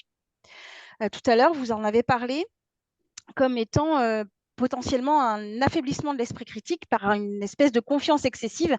Plus on utilise l'outil, plus on constate que ça a l'air d'aller, et moins on remet l'outil en question. Et c'est vrai que en tant qu'enseignante aussi, par ailleurs, moi, c'est une question qui me turlupine, qui m'inquiète, qui m'interpelle. Comment est-ce qu'on fait pour former nos étudiants, alors notamment dans des études de santé ou des études où il y a une très grosse pression, à justement conserver cet esprit critique? Parce que j'ai l'impression, en tout cas, vous avez dit qu'il y avait 92% d'étudiants qui utilisaient l'IA dans leur formation. Comment est-ce qu'on fait pour équilibrer l'usage, pour le raisonner et pour que ça devienne quelque chose qui est une aide, un accompagnement et pas une substitution totale et qu'on puisse persévérer dans cet esprit critique. Comment est-ce qu'on fait? Moi, j'avoue que là, c'est une aporie en tant qu'enseignante. Ça va tellement vite et on a beau mettre en place des petites formations, des petites sensibilisations, mais j'ai l'impression qu'on est toujours un peu à la traîne, si j'ose dire. Donc voilà, j'avais envie d'avoir votre avis sur ces questions-là, notamment en santé, qui sont des études où il y a quand même pas mal de pression. Vous parliez justement de la difficulté d'avoir du temps aussi. Donc c'est des facteurs qui viennent accroître finalement cette confiance excessive qu'on peut faire rapidement. Alors, j'ai un premier élément de réponse qui est plutôt une provocation, c'est que la calculatrice existe des décennies et pour autant, on apprend toujours le calcul mental voilà, nos enfants, en tout cas jusqu'à un certain âge, sont toujours capables de compter. Peut-être de manière plus proche de notre sujet, le sujet, c'est d'adapter à la fois notre formation et notre docimologie à l'usage de l'IA, c'est-à-dire non pas comme on peut l'entendre parfois, en l'interdisant ou en sanctionnant ou en contrôlant son usage, mais en l'intégrant dans notre formation. Et donc, ça veut dire utiliser un certain nombre de stratégies qui sont alors parfois de revenir à des choses qu'on faisait avant, c'est-à-dire les examens en salle, les commentaires d'éléments rédigés, les examens, les examens pratiques d'évaluation de compétences, hein, les ECOS par exemple en médecine. C'est aussi de faire percevoir aux étudiants, en les faisant utiliser l'IA sciemment, leur demander de critiquer l'IA. C'est par exemple de les faire jouer à une compétition à celui qui détectera le plus facilement quand le contenu a été généré par une IA ou par un humain. Voilà. Donc il y a toute une adaptation qui doit intégrer l'IA dans la formation parce que de toute façon, qu'on le veuille ou non, ils l'utiliseront. Et donc, notre rôle, c'est de faire en sorte que, malgré cette utilisation, ils conservent à la fois l'acquisition des connaissances, parce que la donnée, elle est accessible très vite par l'IA, mais pour construire un raisonnement, il faut quand même qu'on ait une connaissance de base, sinon on ne peut pas construire son raisonnement. Donc, c'est notre rôle de faire en sorte qu'ils continuent d'acquérir la connaissance. Et donc, voilà, hein, là, c'est très simple. On fait quand même un examen sur table où il n'y a pas d'accès à l'IA, et puis on voit très vite si la connaissance elle est acquise ou pas. Ensuite, il y a l'acquisition de la compétence. Et pour acquérir une compétence, ça traduit la mise en place d'une architecture mentale de raisonnement, une architecture neurologique qui permet de construire un raisonnement complexe. Donc, ce raisonnement complexe, ça, c'est notre rôle de pédagogue, de l'accompagner dans la mise en situation. Et ce qui est assez intéressant, c'est que on peut voir comment l'IA peut s'associer à ce raisonnement complexe pour pouvoir l'étayer, pour pouvoir aussi montrer que ce raisonnement complexe, il est en capacité de démontrer les fragilités de l'IA. Donc voilà. Ensuite, moi je crois que la réponse, là j'étais à Lille justement sur un sujet de l'IA et la formation en santé. En fait, je leur ai dit, mais en vrai, moi je ne vais pas vous donner une recette. Je vais pas vous donner une recette. Pourquoi? Parce que on peut donner une boîte à outils de formation, de fiches de formation, etc. Mais vraiment, il faut que, en fait, par communauté de pratique, on se réunisse et on discute, on se dise, voilà, qu'est-ce qu'on va expérimenter, qu'est-ce qu'on va mettre en place et qu'est-ce qu'on va tester pour voir si ça apporte à nos étudiants ou si ça ne leur apporte pas.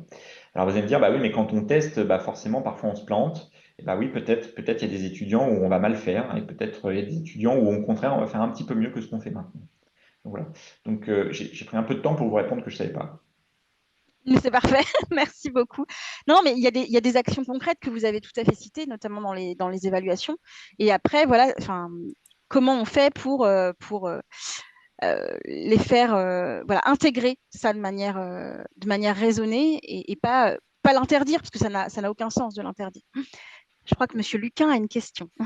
Oui, disons que j'ai pris un petit peu le train en route, mais j'étais passionné par cette histoire qui m'interpelle depuis longtemps, puisque je suis certainement fait partie des vieux, mais des vieux peut-être un petit peu promoteurs, puisque j'étais quand même le 4e médecin informatisé en Meuse en 1986, et que là, actuellement, quand j'entends parler d'intelligence artificielle en médecine, je pense et j'espère que on va garder quand même le jugement dernier pour prendre nos décisions, parce que finalement, il y a quand même des réactions et des choses comme ça où l'intelligence artificielle ne pourra pas tout imaginer, et que quand on a un patient devant nous, il y a tellement de contextes pour personnaliser, donc humaniser et voir de toute façon la santé du patient en termes de santé holistique de façon globale,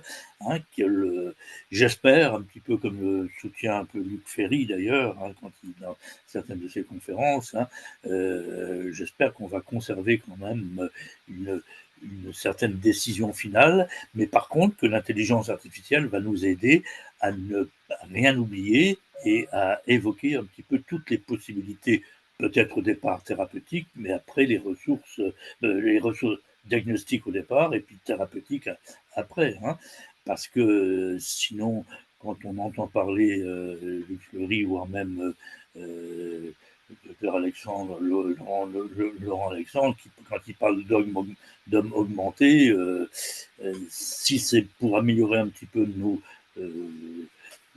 nos prestations et tout ça, je suis d'accord, mais en fait, disons, il y a quand même un petit peu toute cette notion de contact, d'ailleurs, qui me gêne.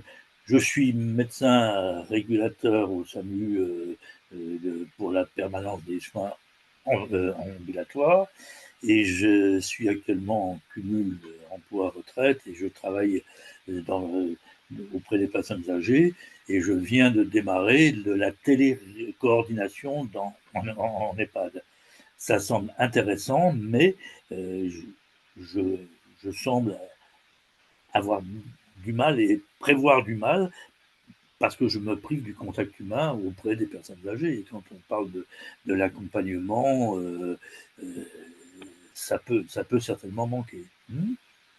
Voilà, je ne veux pas monopoliser la parole, je voudrais savoir un petit peu quelles sont les perspectives d'évolution et comment on va préserver, ne serait-ce tout à fait en termes d'éthique, cette histoire de personnalisation des soins.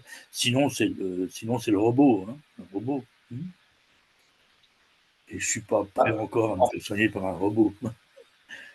Alors, vous savez que, enfin, je ne sais pas si vous avez raison de ne pas être d'accord, parce que là, il y a une récente étude, alors un peu provoque, qui a comparé trois situations: Oui, un patient soigné uniquement par un médecin, un patient soigné par un médecin assisté d'IA, et un patient qui était traité par de l'IA, et celui qui a eu la meilleure prise en charge, c'est celui qui était traité que par de l'IA. oui. Vous De voyez, toute non, façon, je suis un peu provocant en disant ça, mais non, mais je le pense qu'en fait, comprends. il faut peut-être ne pas avoir trop de certitude sur les capacités. En revanche, vous parliez d'espoir que la décision reste humaine. Je le partage, cet espoir, mais je pense qu'en fait, c'est pas un espoir qu'il faut avoir de manière conceptuelle, il faut le nourrir.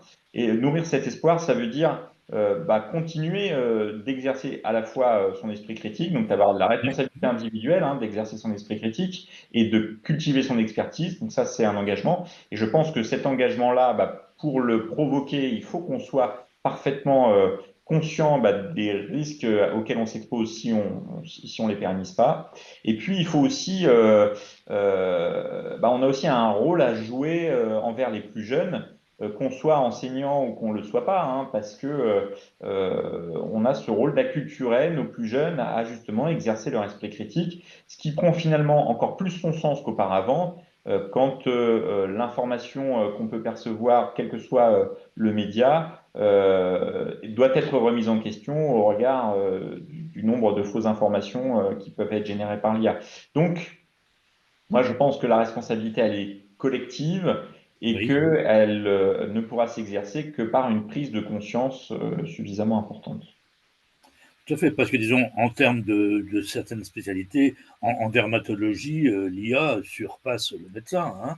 En termes d'intervention, même au niveau d'un cancer de la prostate, je crois avoir lu des études qui montraient la supériorité de l'intelligence artificielle pour traiter un cancer de la prostate, en termes de chirurgie même. Donc, oui, mais disons, l'homme est quand même, il y a du somatique, mais il y a aussi du psychologique, et je ne sais pas si l'IA est encore prête, ou si on lui a donné tous les algorithmes, justement, pour pouvoir prendre en charge ces soins-là. Mais je suis un vieux machin, puis je suis peut-être quelque part encore un peu fier de l'être. Merci beaucoup, Monsieur Luquin. Allez, on peut peut-être prendre une dernière question. Sarah, je ne sais pas ce que tu en penses.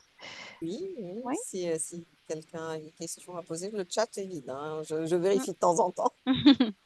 Ouais, Alors, ça c'était marche, là? tellement clair que... Oui, Ah, Jean-Pierre, on vous ouais. entend. Ah, oui. Bon, merci pour cet exposé qui était très clair, qui ouvre pas mal d'horizons, mais qui pose aussi beaucoup de questions. Déjà, sur le plan éthique, euh, dans ma conception de l'éthique, l'éthique repose sur une interrogation factuelle.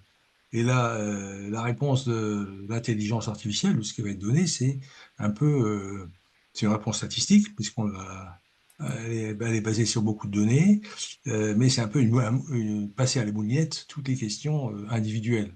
Et donc, moi, ça me pose un petit problème de décalage, un petit peu.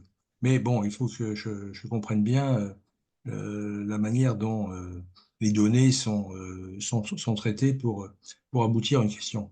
Et ça me conduit à poser la question de la bienfaisance, parce qu'il y a aussi un principe éthique dans la mesure où il y a un problème de coût, hein, et de fracture économique et donc une discrimination qui va se profiler puisque j'apprends que c'est un algorithme, c'est 30 000, 50 000 euros, hein. Et en plus, cette question de la bienfaisance qu'on ne peut pas remettre en cause, puisque l'intelligence artificielle est un progrès et va permettre de mieux traiter les malades et de faire des diagnostics plus précis. Mais cette, euh, cette option de l'intelligence artificielle qui s'impose, pas qui s'invite, mais qui s'impose dans la formation du médecin, ne va-t-elle pas conduire à un excès de judiciarisation? Parce que elle va être appliquée, elle va être utilisée, et en cas de problème, on va dire, est-ce que le médecin a bien utilisé son algorithme? Est-ce qu'il a choisi le bon algorithme? Est-ce qu'il l'a bien compris? Et en fait, est-ce que j'ai pas une perte de chance parce que bon, l'outil n'était pas le bon, quoi. Euh, Parce on voit se profiler quand même des, euh, des progrès permanents qui font que faut suivre aussi l'évolution. On a vu la difficulté qu'il y a eu. Moi, j'étais en neurochirurgie, donc il y avait des hématomes. Après, il y a eu le scanner. C'était une ampoule dans une case de Bantou, le scanner. Après, il y a eu l'IRM. Donc, il y avait des différences entre les positions anatomiques d'un examen à un autre qui donnaient des résultats différents. Mais tout le monde ne pouvait pas interpréter, même médecin, les différentes données. Bon, et bon, alors il y a des algorithmes radiologiques qui aidaient, mais et c'est la question, je vais terminer par là pour pas embrouiller le débat, c'est qu'il y a peut-être une solution qui est de se servir de l'intelligence artificielle, on parle de la formation des esprits, comme on se sert du scanner dans l'examen clinique d'un patient, c'est-à-dire qu'il y a déjà une donnée, un examen singulier, un questionnement, et ensuite vient l'examen complémentaire et son résultat pour l'analyser. Souvent, les malades viennent avec un scanner parce qu'ils ne savent pas quoi en faire, hein. On avait l'habitude de dire qu'il y a le scanner qui rend service et le scanner qui rend fou, et les examens sont répétés à permanence, hein. Donc voilà, donc j'avais ces questions-là sur la judiciarisation, bon, la modulation de la bienfaisance, et puis comment savoir le fonctionnement de l'appareil, puisque tout revient là, quelles sont les données qui ont été dont il s'est servi. Et ça, bon, j'ai très bien insisté là-dessus. C'est la base de la formation. Quelles sont les données? Et puis, qui pose les filtres? Quels sont les filtres et dans quelle intention, etc. Bon, voilà, c'est mes réflexions que j'ai, mais il faudrait que je reprenne tout l'exposé pour un petit peu revenir sur le sens de l'éthique de l'intelligence artificielle puisque, bon, encore une fois, elle s'impose à la pratique médicale. Oui, en tout cas, elle s'impose pas encore tout à fait, parce que aujourd'hui, alors même s'il y a plus de 90% des établissements de santé qui déclarent utiliser de l'intelligence artificielle, en réalité, quand on regarde, hein, là, il y a une enquête qui a été menée par la FHF qui a montré ça, c'est que c'est limité à un ou deux outils d'IA par établissement en moyenne. Donc on voit quand même bien que ce raz-de-marée dont on nous rabâche, il n'est pas encore tout à fait là, même si effectivement on sent qu'à nos portes, il y a de plus en plus de pression pour nous proposer de l'IA. Sur la judiciarisation, j'ai pas vraiment de réponse. J'ai donné quelques éléments sur le fait que il y avait quand même encore un certain flou juridique sur l'exercice des responsabilités au plan légal en lien avec l'utilisation de l'IA. Je pense que comme pour beaucoup de sujets, d'ailleurs, ça rejoint aussi la bienfaisance, on va quand même progresser, avancer en marchant, quoi, en fait, hein. On va y aller pas à pas et on va s'exposer à des problèmes auxquels on a encore, même là, nous, ce soir, pas encore pensé. Et on va devoir les résoudre parce que faire marche arrière, ça sera plus possible. Autant qu'il n'est plus possible de se priver de scanners pour bien traiter un patient.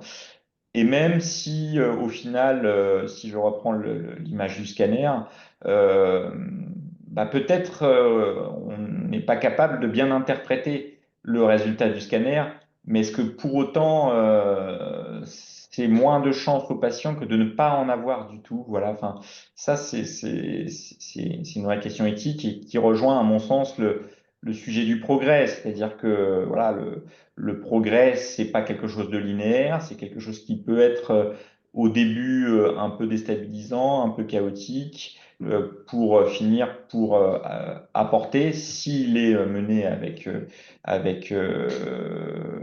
un objectif bénéfique pour la population, qui va réussir à se stabiliser autour d'une moyenne positive, quoi.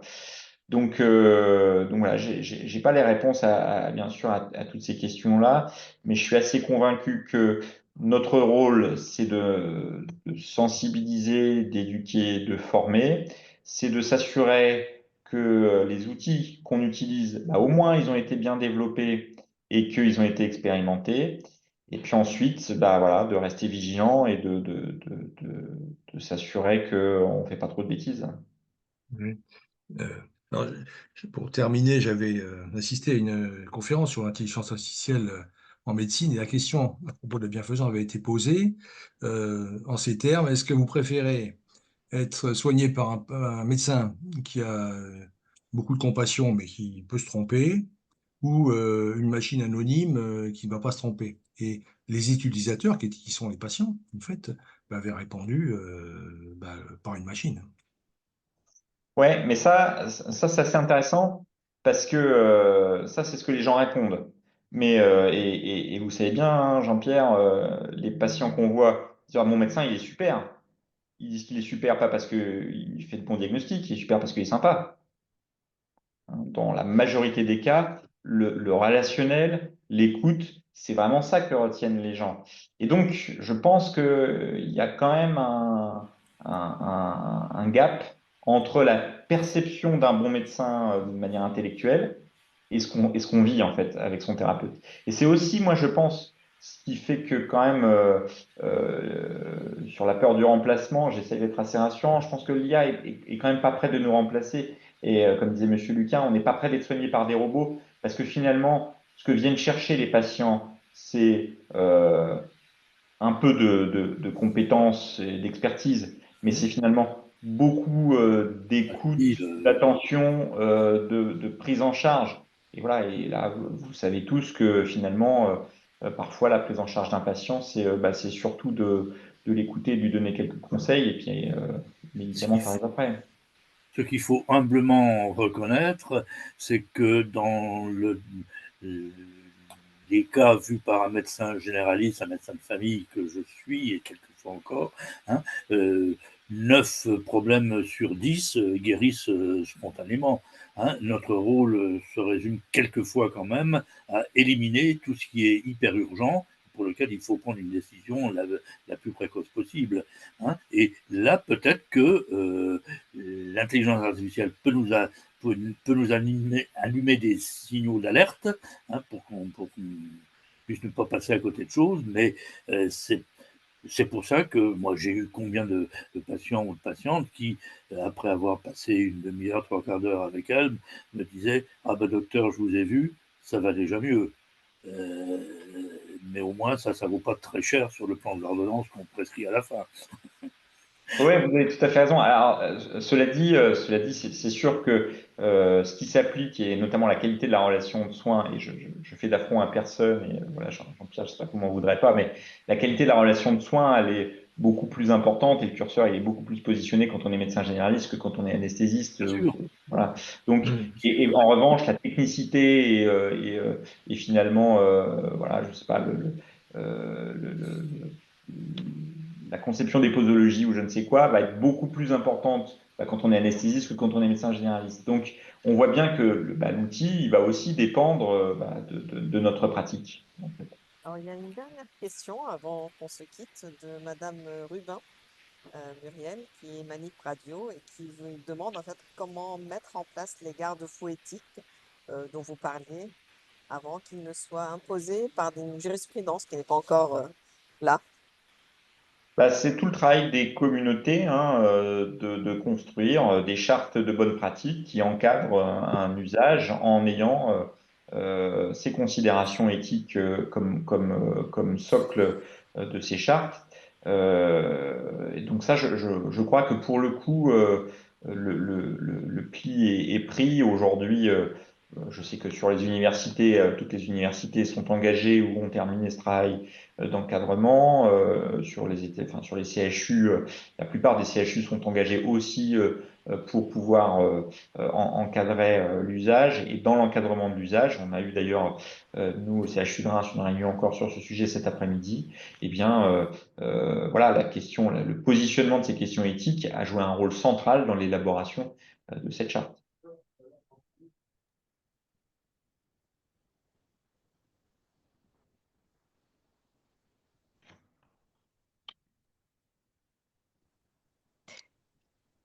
Je pense qu'on peut clôturer, Sarah. Je ne sais pas si tu nous entends.